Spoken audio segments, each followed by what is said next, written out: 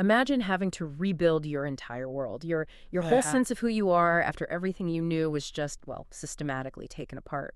Hmm. That's the staggering reality for someone breaking free from a cult. It's not just leaving a place, is it? No, not at all. It's this profound emotional journey, something most of us can barely comprehend. And it really asks maybe the ultimate question about human resilience. And it's that exact journey we're diving deep into today. For this exploration, we've kind of organized our thoughts around something we're calling the Aftershock Model. Okay. It's basically a framework. Helps us understand the two fundamental stages of recovery. First, there's the immediate trauma, and then the long, sometimes surprising path towards healing and growth. Right. And you might remember Tom and Alexandra. They bravely shared their experiences with us before. Yes, their stories were incredibly powerful. Exactly. So their stories and those of others we'll mention will really help illustrate these, complex psychological ideas for you. So our mission with this deep dive is really to shine a light on how individuals manage to reclaim their sense of self, how they painstakingly rebuild trust Which is huge. in a world that might have completely betrayed them, and ultimately how they find a new authentic purpose. It's a testament really to the human spirit's capacity for healing. Absolutely. And we're going to explore what that actually looks like step by step for you. But that initial departure, that first step out, it's just the beginning, isn't it? Oh, absolutely. It's not simply walking away physically. It's more like a deep psychological upheaval, a world turned totally inside out. So where does this aftershock model start mapping that chaos? It jumps right in there. Stage 1 of our model, it plunges us into the immediate aftermath. This is a period defined by intense stress and symptoms that look a lot like post-traumatic stress disorder, PTSD. Okay. It's a time of immense emotional demand. One major thing we see is reliving the trauma. Survivors talk about intrusive nightmares, sudden, really vivid flashbacks, or even just daily triggers that instantly pull them back to moments of fear, anxiety. Yeah. It makes it feel like time itself has just stopped. Wow. You take someone like Bexy Cameron from the Children of God cult. She was haunted by these memories for years, battled insomnia and his pervasive survivor's guilt. Or Natasha Tormey, also from Children of God. She suffered nightmares, panic attacks, this deep sense of dread, often triggered by sexual situations. That's awful. And Miriam Williams, another survivor, she even described seeing visions of bloody demons after she escaped. Goodness. It really hammers home that for survivors, the cult isn't just some place they left behind. It's a deeply imprinted psychological reality they have to actively dismantle and heal from. That image, being trapped in a loop of past horrors, it's terrifying. What's the biggest sort of misconception people have about how long these aftershocks can last and how deeply they affect, just daily life? Yeah, that's a good point. Often people assume escaping means the trauma just stops. But for many, it's really just the beginning. Right. Another critical symptom is avoiding situations that remind them of the trauma. Sometimes they do it consciously. Sometimes they don't even realize they're doing it. Bexy Cameron, for example, she avoided confronting her parents about the abuse she suffered for, 2 decades. 20 years. Yeah. She channeled her energy into being a workaholic, into alcohol, sort of distractions, right? Only later did she recognize that this avoidance was actually a barrier. It was preventing her from truly processing what happened. So it's not just about sidestepping painful memories. No, it's deeper. It's a profound self-preservation mechanism, but it can inadvertently just prolong the whole healing process. So the mind builds these defenses, these walls, but they can become prisons themselves. And what about the emotional landscape during this time? How does that feel? Exactly. Well, we see what we call numbing emotions in poor relationships. Survivors often describe this chilling emotional detachment, immense difficulty trusting anyone. I can imagine. Yeah, a diminished sense of self-esteem and this profound disorientation when they're suddenly faced with everyday freedoms, choices. Disorientation. Yeah, Juliana Buring from the Children of God, she described it so powerfully. She was like being born blind and then suddenly seeing, but not understanding what she was seeing. Wow. Simple choices, from career paths down to just daily decisions like what to have for breakfast could become utterly overwhelming. Because the basic trust in their own judgment has been eroded. Completely. Leaves them feeling vulnerable, just adrift. That disorientation sounds like a complete loss of an internal compass. How do individuals even start to relearn basic decision-making when their whole framework for reality has just been shattered? It's a step-by-step process, often agonizingly slow, and this profound internal struggle is frequently coupled with hyper-arousal. Hyper-arousal, what does that look like?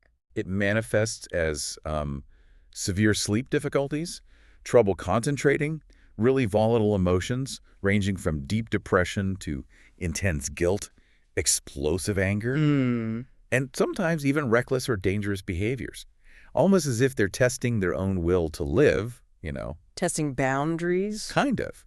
Miriam Williams, for instance, felt extreme guilt over raising her children in the cult. At points, she admitted she barely had the will to carry on. Oh, that's heartbreaking. And Bexy Cameron chased adrenaline through drugs, extreme sports, working insane hours like 80-hour weeks, Wow. and even experimenting with other cults. All in this desperate attempt, it seems, to feel something real, to escape the internal silence or chaos. So it's not just about feeling on edge. No, it's like their nervous system is perpetually stuck in fight-or-flight mode. Makes basic functioning a monumental effort. It sounds like this constant, exhausting battle inside themselves. And for many, it must be completely invisible to the outside world. How do people even begin to find their footing in this really chaotic stage? That's exactly why professional help, specifically therapy, counseling, isn't just helpful. It's often absolutely critical in navigating this stage. Right. It provides that initial anchor, helping survivors process the trauma, begin to re-regulate their internal experience. It's often the very first safe space they encounter where their experience is validated, not judged. The intensity of stage 1 is, well, it's a lot to take in. It makes me wonder, given that profound difficulty, how does the human spirit even begin to rebuild, to find transformation? Does that resilience point us towards the next phase of recovery? It absolutely does. Yeah. And this brings us neatly to stage 2 of our Aftershock model. This stage focuses on long-term healing and what psychologists Richard Tedeschi and Lawrence Calhoun actually termed post-traumatic growth. Post-traumatic growth, okay. Now, it's vital to understand this growth happens despite the trauma, not because of it. Right. That's an important distinction. It really is. It showcases an incredible capacity for resilience, for inner strength. And this growth, it tends to manifest in 3 specific, profound areas. The first is a shift in the perception of the self. Okay, how so? This involves rebuilding self-esteem, confidence, and rediscovering a sense of personal strength. Think about Faith Jones, for example, raised entirely within the Children of God cult. Right. She had to painstakingly discover her own opinions, her own desires, carve out her own career path, stuff she'd never had the luxury of even considering before. Just basic self-discovery. Totally. She actually forged 3 guiding truths for herself. 1, taking control of her own happiness. 2, believing healing is possible. And 3, recognizing her inherent power to change her life. That's powerful. Isn't it?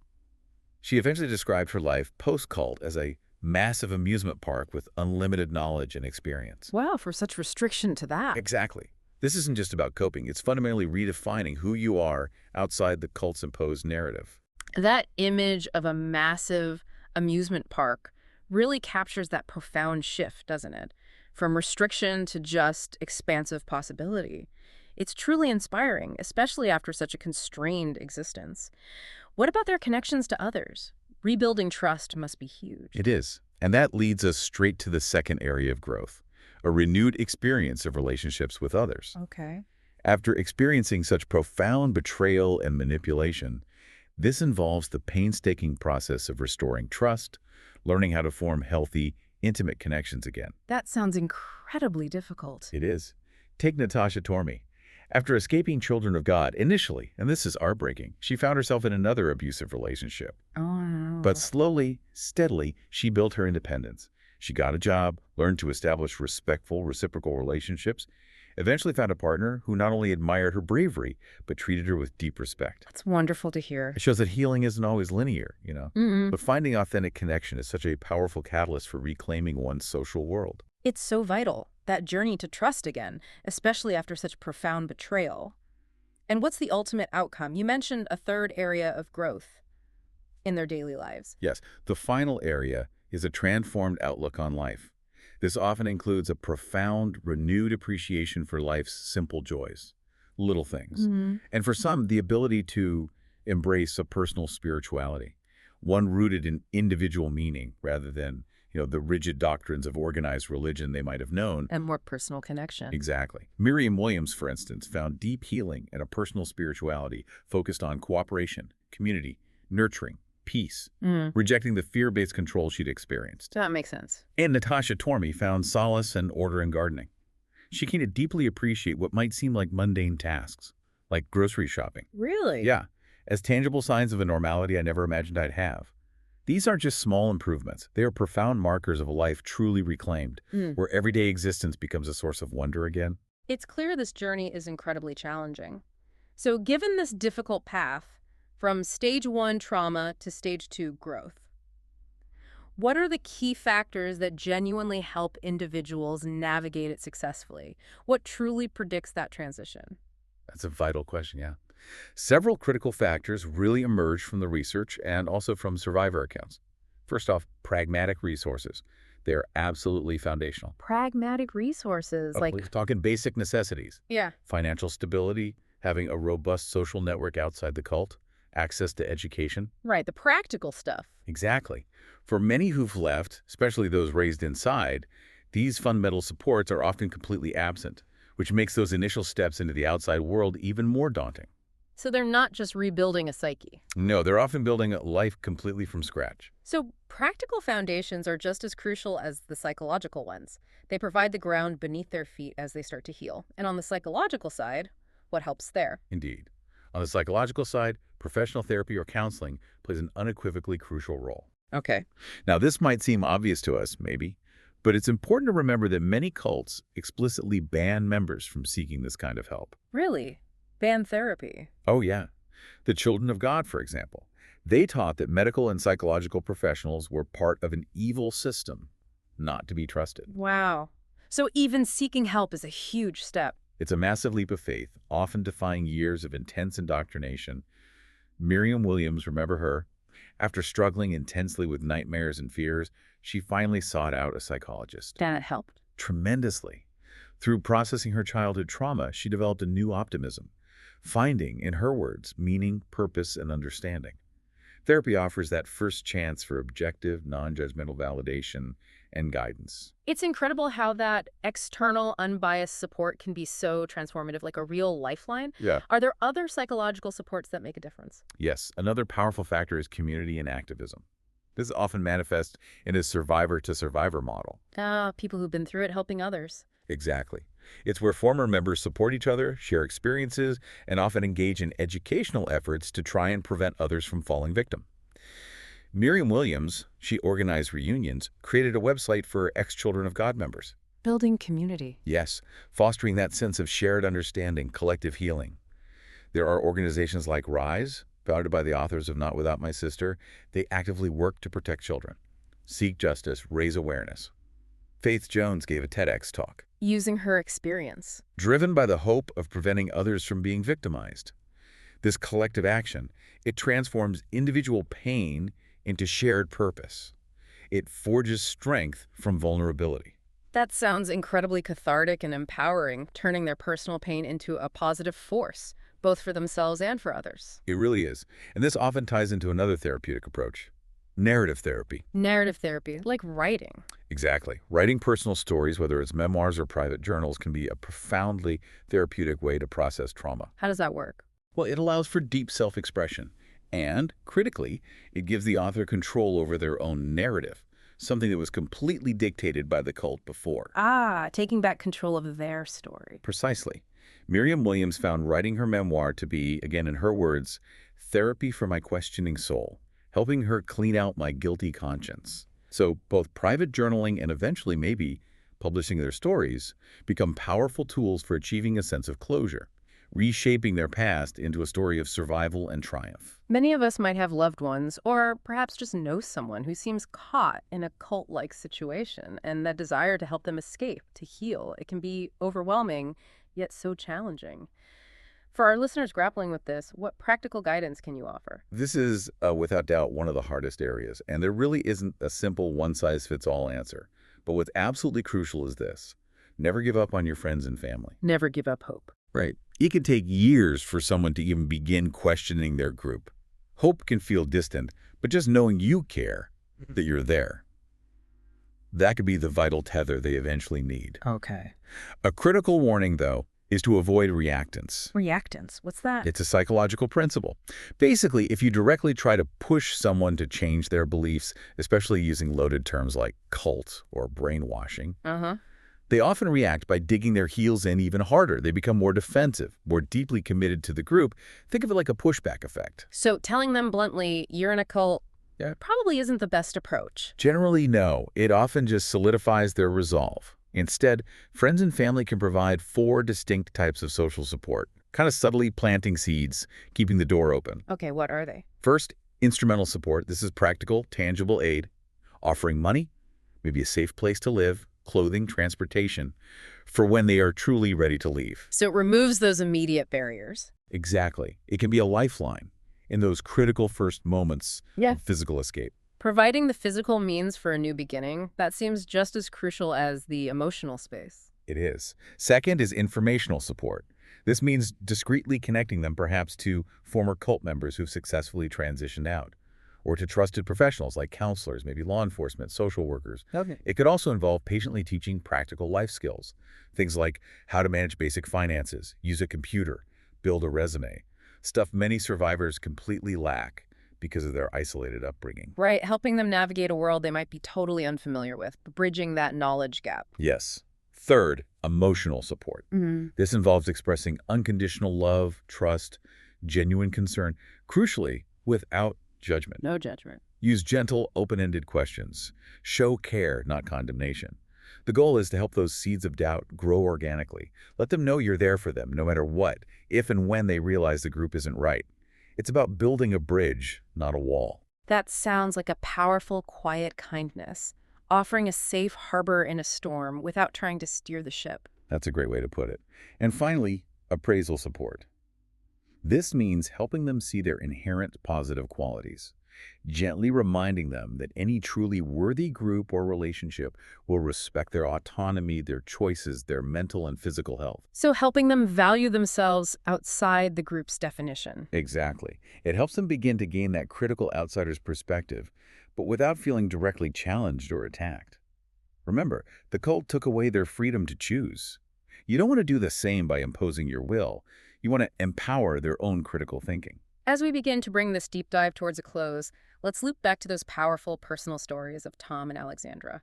Their healing journeys really showcase the incredible resilience we've been talking about, don't they? They bring these concepts home in such a deeply human way. They really do.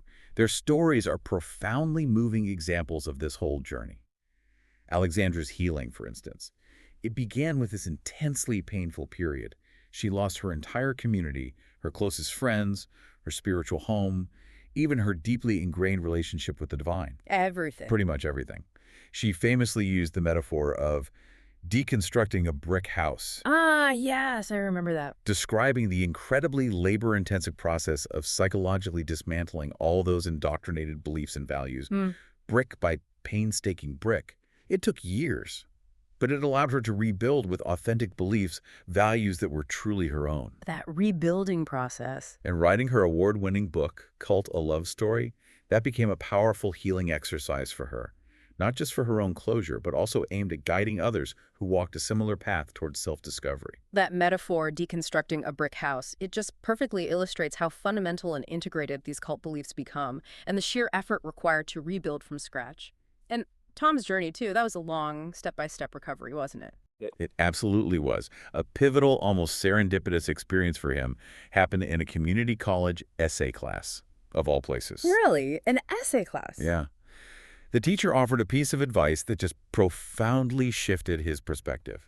She said, let the evidence suggest a theme rather than impose a theme on the evidence. And Tom immediately realized this simple, profound statement perfectly summarized his entire cult experience, where a rigid theme had been imposed on all evidence, no matter what reality suggested. Wow, that's insightful. It served as a critical turning point for him, towards valuing genuine education, critical thinking things that had been systematically suppressed for so long.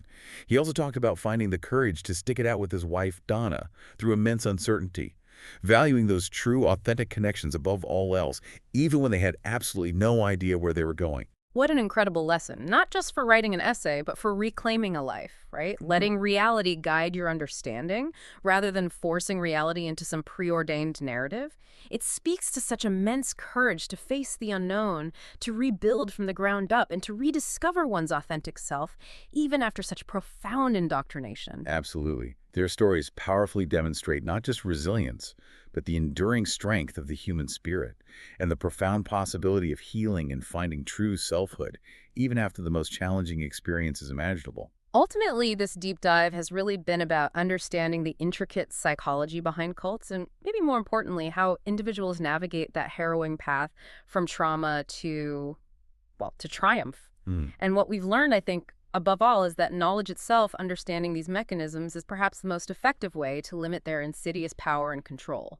What's fascinating here, and perhaps a bit sobering, is that cults are far more common than we might want to believe. And they will likely, always exist in some form, exploiting people for selfish gain. That's a tough reality. It is. However, learning about their mechanisms, recognizing the patterns of manipulation, understanding the psychological journey out of account, it arms us with incredibly powerful protection. How so? Well, it helps us identify warning signs, in ourselves maybe, in the groups we encounter, and it underscores the profound importance of valuing truth and valuing those people in our lives who possess the courage to speak it, even when it's difficult. This isn't just academic knowledge, it's like a shield. So we really encourage you, our listener, to continue your own journey of discovery. Use this knowledge not just to understand, but to actively protect yourself, your loved ones, and maybe to champion that authentic questioning spirit within all of us. Because perhaps the greatest act of defiance against any controlling system is simply to think for yourself.